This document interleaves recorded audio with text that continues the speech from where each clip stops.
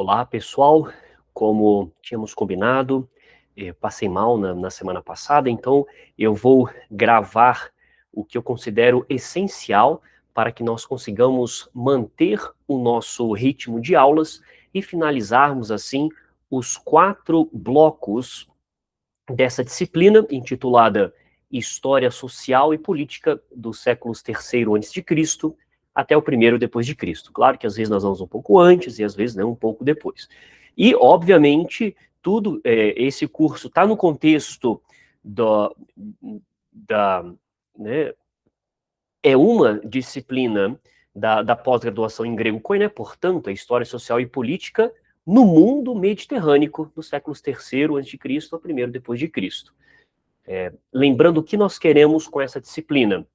Nós queremos uma contextualização histórica, queremos apresentar uma contextualização histórica de como, do nascimento do cristianismo e de seus primeiros anos. Então, nós queremos uma base histórica para compreender melhor o Novo Testamento, entender melhor como o cristianismo surgiu e como ele se desenvolveu como uma religião com essa pretensão universal.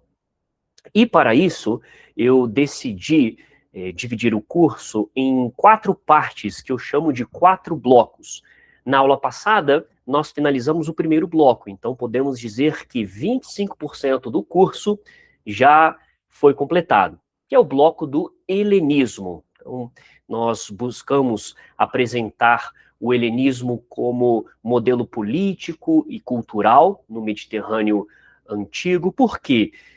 Porque eu tentei também trazer o contexto linguístico e cultural, onde os textos, que é o grego, o grego koiné, os textos do Novo Testamento foram produzidos e transmitidos. Em sequência, que nós iniciamos na aula de hoje, vai ser Roma. Concretamente, eu intitulei o bloco como integrar sem igualar, hierarquia, poder e ordem social no mundo romano, ou seja, Roma. Então, eu quero trazer um pouco o contexto histórico, no qual as comunidades cristãs, elas se formaram e, posteriormente, se expandiram. Porque, nessa época aqui, basicamente tudo que nós conhecemos como mundo mediterrâneo pertence ao Império Romano. O terceiro bloco, ele tem um enfoque naquilo que eu vou chamar de religião greco-romana, no singular, poderia também colocar no plural, porque eu acho importante nós estudarmos esse campo religioso de onde o cristianismo emergiu e com o qual ele vai interagir. Isso é importante. É claro, e finalmente nós temos o quarto bloco, que nós vamos ver ali um pouco filosofia antiga, judaísmo tardio e cristianismo nascente. É claro que o judaísmo tardio, ele vai servir de matriz religiosa, a partir da qual o cristianismo vai se desenvolver inicialmente. Só que nós não podemos nos esquecer desse contexto macro, maior, esse campo religioso que é a religião greco-romana. E por que, no quarto bloco, eu trouxe a filosofia, vou trazer a filosofia antiga? Porque acredito ser um repertório conceitual importante que foi progressivamente utilizado na reflexão cristã, inclusive dos primeiros séculos. Então, se nós fôssemos colocar apenas uma palavrinha por bloco, o quarto bloco precisa de um pouco mais, nós vamos ter aí, primeiro bloco, helenismo, segundo bloco, Roma, terceiro bloco, religião greco-romana, e quarto bloco, filosofia antiga, judaísmo tardio e cristianismo nascente. Isso é já para dar um repasso, para que todos nós estejamos situados, embora já tenhamos visto isso lá na primeira aula, em nossa introdução. E qual é a meta, pessoal? A minha meta é que possamos dividir cada bloco em 3 aulas, na medida do possível. 3 aulas ou 3 aulas e meia. Bem, para hoje, eu vou trazer para vocês a introdução e o primeiro capítulo desse bloco. Já vou falar sobre os capítulos ou os eixos desse bloco. Tudo bem? Vamos lá, então. Eu falo como se eu estivesse numa aula online, né? É síncrona, mas é força do costume. Vamos lá, introdução. A sociedade romana como problema historiográfico. Então, por que nós estudamos a sociedade romana? Ela é importante, entre outras coisas, pela sua longevidade, pela complexidade de suas instituições. Nós vemos na antiguidade impérios milenares ou que duraram vários séculos, e às vezes podemos perder um pouco a noção temporal disso. Só que é muito interessante estudarmos a história moderna. Quando nós olhamos para a França de Napoleão, ou para a Inglaterra da era vitoriana, ou mais recentemente para os Estados Unidos, nós conseguimos perceber que esses, entre aspas, impérios, quando eu falo império, eu não me refiro apenas à organização política, mas à forma de atuação, vemos que eles duraram muito pouco tempo comparado com, por exemplo, o Império Romano, comparado com Roma. Então, se nós formos considerar toda, né, a fundação mítica de Roma, 21 de abril de 753, como uma monarquia, depois a passagem de república para império. Então, Roma, pelo menos o Império Romano Ocidental, que depois se dividiu, ele foi até o ano 476 depois de Cristo. Então, vejam, eu tenho de 753 antes de Cristo até 476 depois de Cristo. E se nós formos considerar a parte oriental do Império Romano, Bizâncio, nós vamos até 1453. Então, de certa maneira, deixa eu fazer as contas aqui, nós temos 1453 mais 753 a.C., nós estamos falando aqui de 2.200 anos. É muito tempo, foram mais de 2 milênios. Então, nem se compara com o que existe hoje.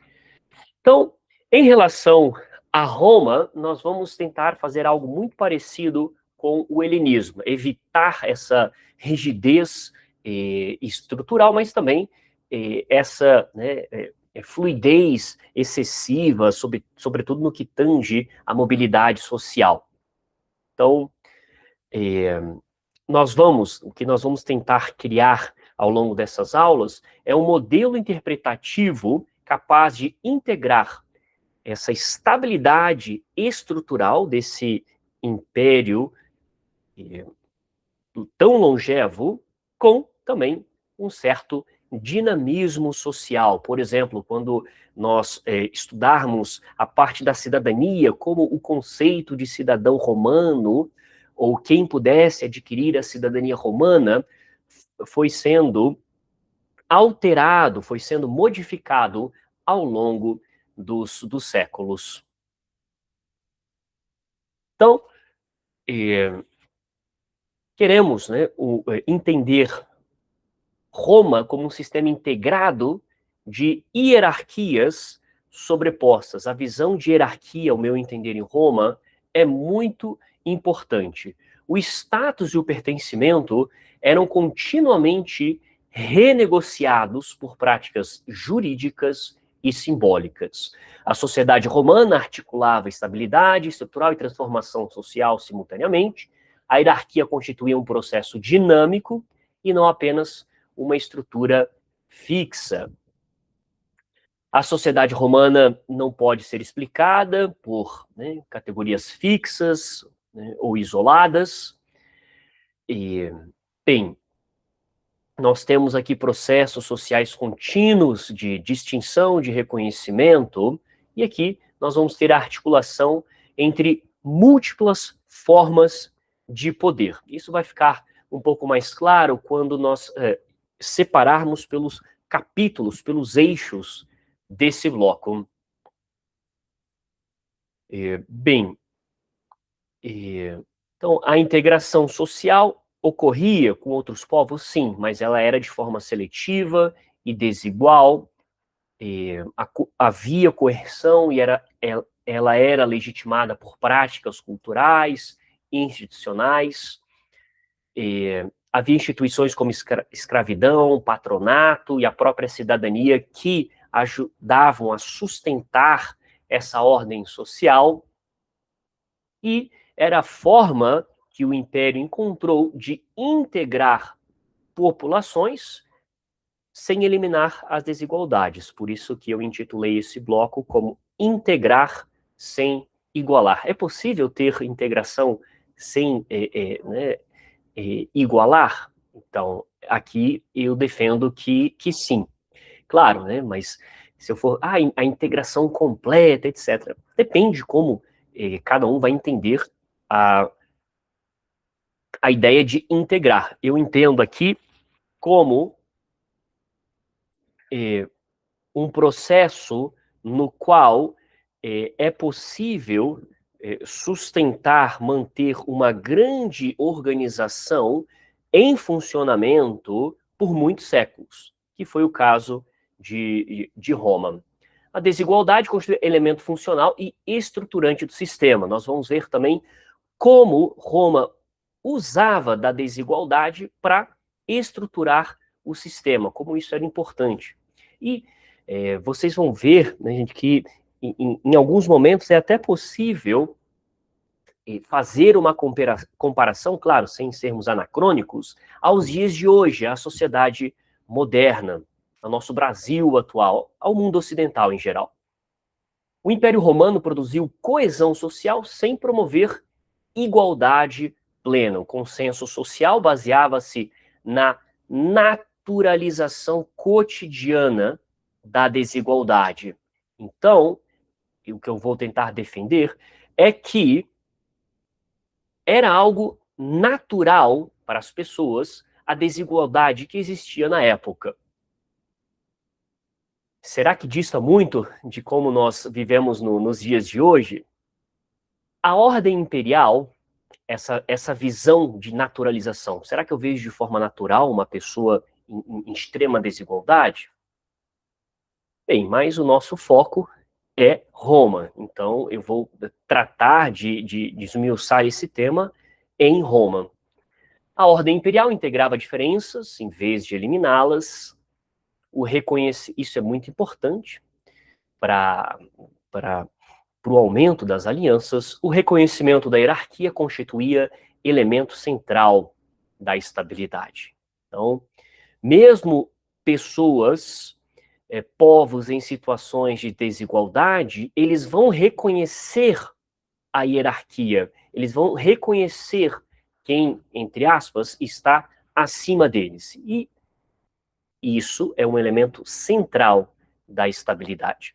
Reconhecer e aceitar, na maioria das vezes. Como que esse bloco se organiza? Nós temos 6 seções, 6 eixos, 6 capítulos que conversam entre si. E cada seção analisa uma dimensão da ordem social romana, e nosso objetivo é compreender a articulação entre diferentes mecanismos de poder. A análise enfatiza a interdependência entre instituições sociais. E aqui, pessoal, de curiosidade, eu trouxe para vocês o mapa de Roma do ano 117 depois de Cristo, AD Anno Domini, no latim é no ano do Senhor. E é o Império Romano em seu auge, em sua maior extensão territorial, durante o reinado de Trajano. Então, Aqui nós conseguimos entender um pouco essa geografia política do Império, também a organização administrativa romana, o alcance da civilização romana no Mediterrâneo. Então vejam aqui que realmente o Mediterrâneo é o quê? É Mare Nostrum, é o nosso mar, ou seja, o mar de um romano. Falando como se eu fosse um romano, é Mare Nostrum. Então, veja que Roma controlava territórios que iam aqui, ó, da Britânia, da Inglaterra. Não posso dizer que pegou todo o Reino Unido, não, toda a Grã-Bretanha, porque faltou uma parte aqui em cima. Então, mas o país de o que hoje é o país de Gales, a Inglaterra, enfim. Então, meio que ficou de fora aqui a Escócia. Bem, então, territórios que vinham da Britânia até o Oriente Médio, que é mais o nosso foco. Né? Vinha aqui da parte da Germânia até quase, né? Porque Roma não veio mais abaixo, porque nós temos o deserto do Saara. Vejam aqui toda a Espanha, toda a Península Ibérica, enfim. Isso era Roma, o Império Romano, no começo do século II depois de Cristo. Outra coisa interessante aqui é essa divisão administrativa das províncias. Então, nós temos 3 tipos de territórios. Em laranja, nós vamos ter as províncias senatoriais. Então, eram consideradas províncias pacíficas, governadas por autoridades ligadas ao Senado romano. Né? Então, nós vamos ter aqui a Ásia, a África, proconsular, enfim. Agora, em verde, nós temos as províncias imperiais. E aqui nós temos regiões estratégicas ou militarizadas, controladas diretamente pelo imperador. Então, são todas essas, né? Vamos ter Síria, a própria Britânia que estávamos falando, Dácia, Panônia, as legiões romanas normalmente ficavam estacionadas nessas regiões, né, para proteger também as fronteiras. Bem, e aqui os estados, né, clientes em cinza eram territórios formalmente independentes, mas politicamente subordinados a Roma. Então, serviam como zonas tampão para, né, entre, né, aqui eu tenho o império e povos externos. Então, aqui nós temos o reino do Bósforo como exemplo. Então, bem, aqui nós temos também as principais fronteiras, separando os romanos dos germanos. Nós temos, né, essas fronteiras naturais, o Reno, o Danúbio, enfim. Mas o que nós podemos ver aqui, obviamente, é um império multicultural. Então, imaginem, gente, aqui nós temos latinos, gregos, egípcios, sírios, gauleses, obviamente os judeus, aqui os ibéricos. Então, é uma vasta rede de culturas integradas. Como que isso vai funcionar? Como que é possível administrar um império assim? E naquele tempo, sem a tecnologia que nós temos nos dias de hoje. Então, nós temos um império que basicamente unia, né, praticamente todo mundo mediterrâneo. Quando nós falamos de Roma, é claro que o império vai mudar, né, de tamanho ao longo do do tempo, mas eu gostaria que vocês tivessem essa imagem. É algo gigantesco, algo, talvez um sonho de consumo de ditadores posteriores, unir a Europa dessa maneira, não só a Europa, né, os territórios ao redor do Mediterrâneo. Vamos seguir. Então, eu vou apresentar para vocês agora cada uma das sessões, pelo menos o título, uma forma de, né, que nós vamos ver. Então, a primeira sessão, ela examina as ordens sociais e os critérios de status. Nós vamos ver um pouco sobre mobilidade social, né, dentro desses limites definidos. Na segunda sessão, que nós vamos iniciar a próxima aula a partir da segunda sessão, nós vamos focar na escravidão, né, eu vou colocar a escravidão como um fundamento estrutural do Império, como essa escravidão organiza a economia e também a percepção da liberdade. Isso é interessante. Depois, na terceira sessão, nós vamos estudar a família romana, como ela era um espaço também para a prática de dominação, como funcionava a autoridade familiar e as estruturas, as relações de poder cotidianas. Aqui nós vamos estudar família no sentido amplo da palavra, ou seja, é o pater familias, o senhor com sua esposa, seus filhos, as pessoas que moram consigo e até mesmo seus escravos.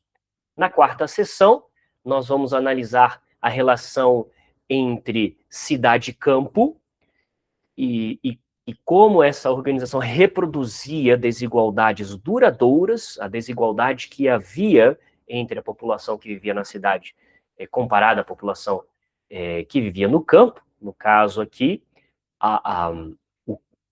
o campo sempre sofreu mais no mundo romano. Na quinta sessão, nós vamos analisar o conceito de cidadania e como um instrumento de integração seletivo e como ela unificava juridicamente as pessoas, mas ao mesmo tempo havia uma desigualdade social plena. E na sexta e última sessão, eu coloquei aqui o espetáculo da violência. Eu acho importante ter uma sessão que fale sobre violência e espetáculo em Roma. Então, como a violência pública legitimava a ordem imperial. E quando eu me refiro à violência aqui, me refiro não apenas a espetáculos de gladiadores, homens lutando até a morte contra outros homens ou animais selvagens, mas também a forma de condenar alguém à morte, concretamente a crucifixão. A crucifixão ou crucificação, né, são sinônimos. Como pensem nisso como na visão de Romano como um espetáculo para mostrar para as pessoas, porque o crucificado e o condenado à crucifixão, que não poderia ser um cidadão romano, ele servia de modelo, era um espetáculo para que as pessoas vissem o que acontece com alguém que viola as leis de Roma. Então, no que tange a metodologia, abordagem teórica, né, nós estamos aqui no campo da história social, história do poder, antropologia política, e nós vamos privilegiar uma abordagem mais estrutural e relacional. Vamos estar constantemente relacionando essas diversas sessões. E eu vou evitar aqui explicações monocausais, que é apenas uma causa.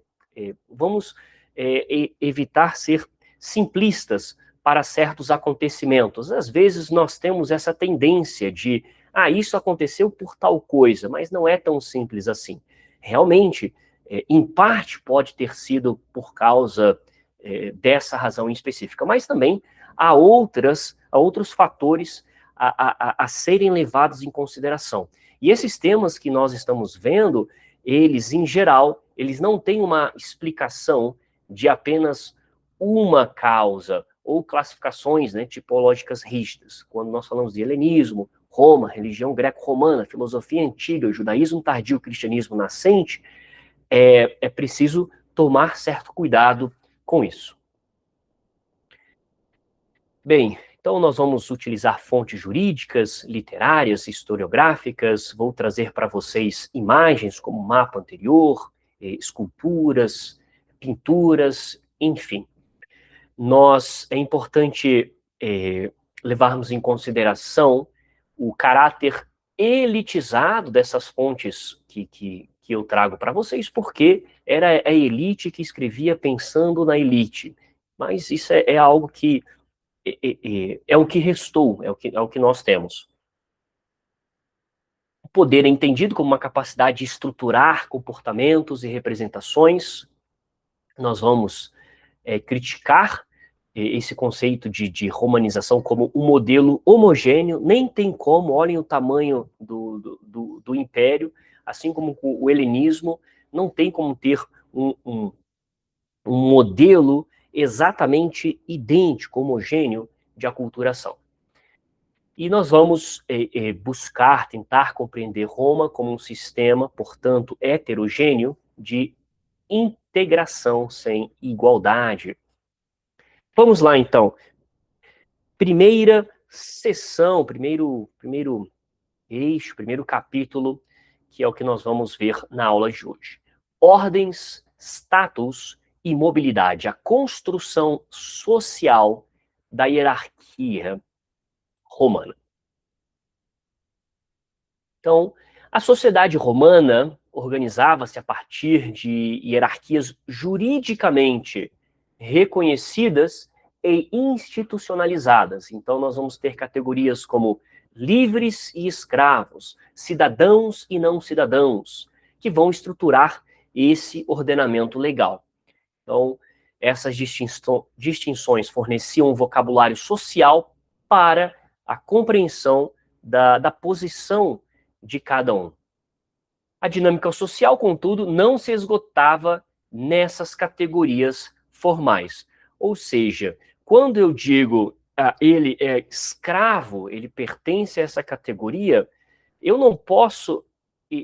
essa categoria não se esgota em si mesma. Eu tenho diversos tipos de escravo.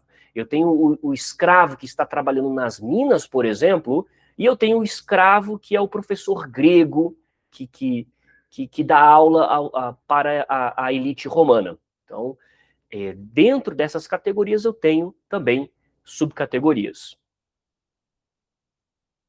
As ordens incluíam senadores, cavaleiros e plebeus como categorias formalmente definidas.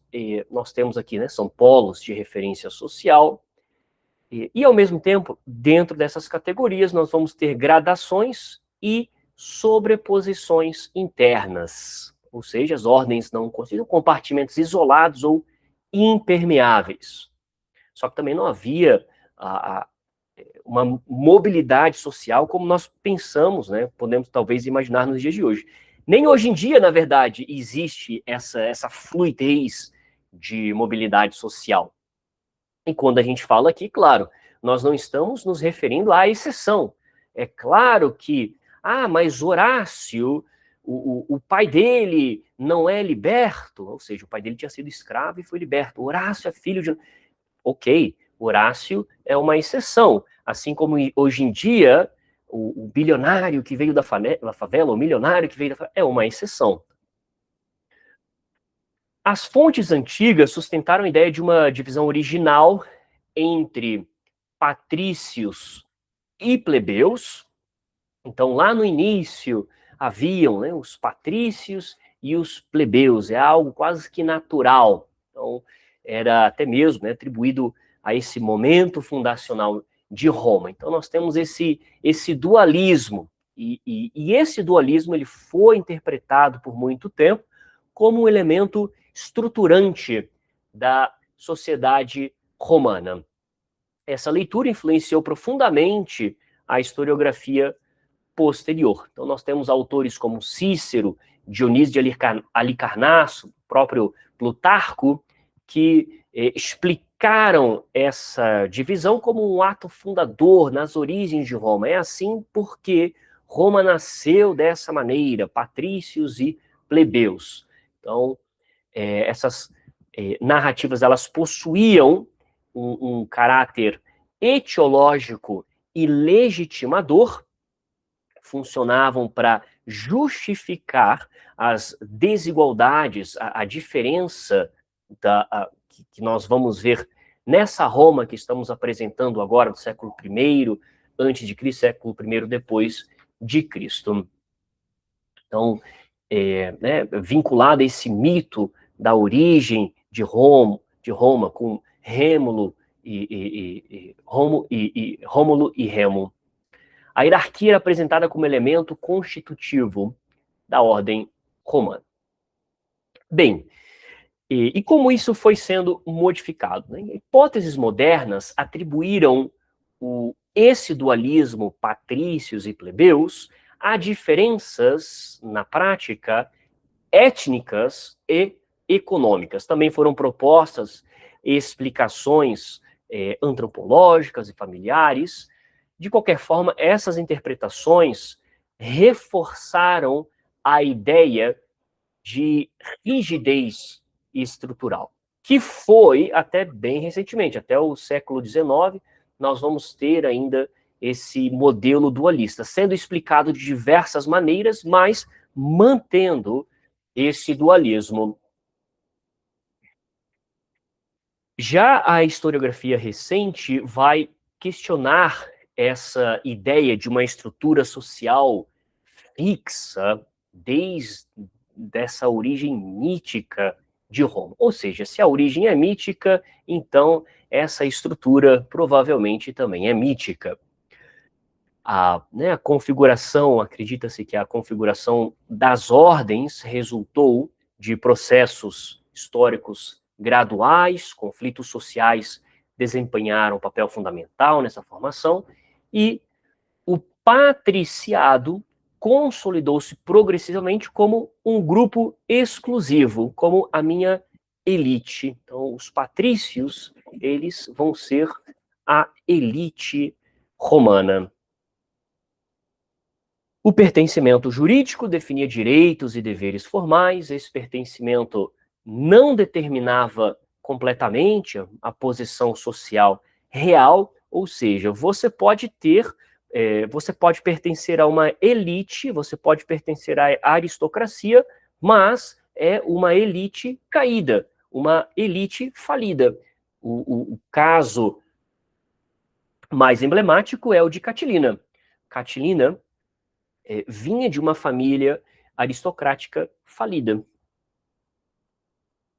Esse pertencimento não determinava completamente a posição social. Tá? Fatores como riqueza e prestígio influenciavam o status efetivo, ou seja, você tem esse status, mas você precisa ter a riqueza ali, você precisa ter prestígio social. Como que você alcança prestígio social? Com a beneficência, fazendo obras públicas, ou seja, gastando o seu dinheiro para mostrar que você realmente tem. A posição social resultava de múltiplos elementos combinados. Então, não é simplesmente dizer, eu sou um patrício, eu sou um plebeu. Mas você precisa de outras coisas também. Você precisa mostrar isso. E isso precisa ser reconhecido.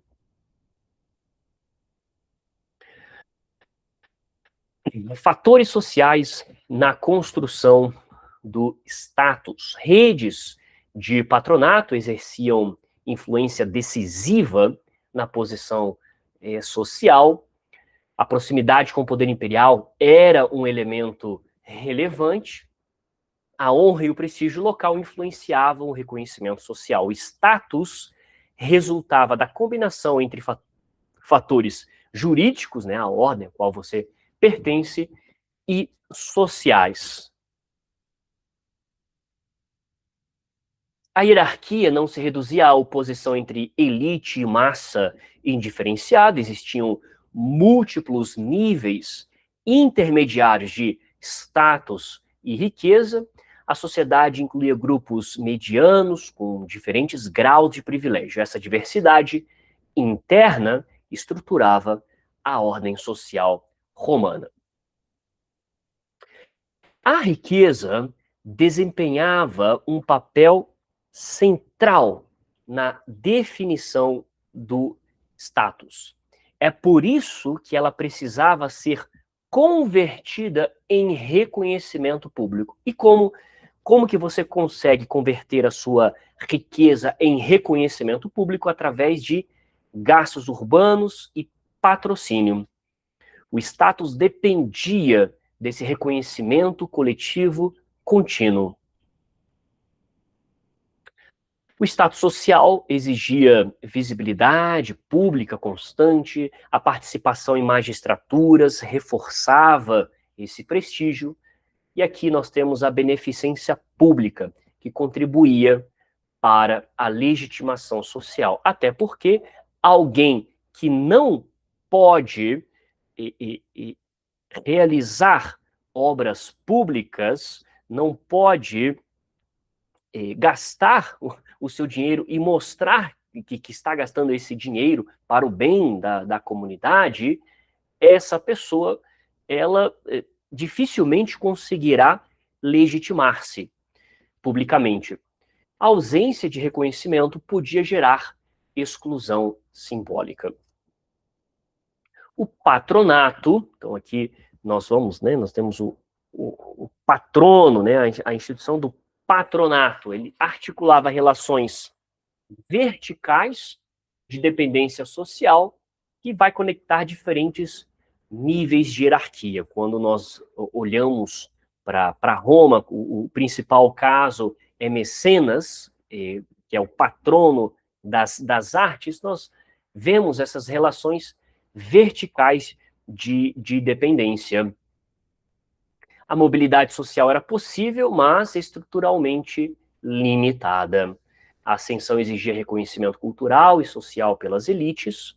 O sistema permitia a circulação controlada, sem eliminar desigualdades. Bem, então vamos deixar por aqui. Na próxima aula nós vamos iniciar com a escravidão como fundamento social da ordem romana. Esses dias eu estava, né, ouvindo um vídeo sobre a elite carioca. Basicamente, são algumas poucas famílias, e é muito interessante como grandes políticos, grandes artistas, eles se conheciam, eram amigos de infância ou na adolescência, porque isso prova que, concretamente, nós temos uma elite carioca dominada por algumas famílias que têm grande influência na política, na área jurídica, na área artística. Então, era mais ou menos isso que nós tínhamos em Roma. Essas famílias com muito poder, com muito dinheiro, e buscando constantemente manter essa posição e mostrar que, através da beneficência, que eles realmente têm dinheiro e, portanto, são poderosos e, assim, legitimados publicamente. Muito bem, pessoal. Desejo aí a vocês bons estudos. Se alguém tiver alguma dúvida, pode me escrever ou colocar, né, comentar algo ali no YouTube. Fiquem à vontade e até a próxima aula. Tchau, tchau.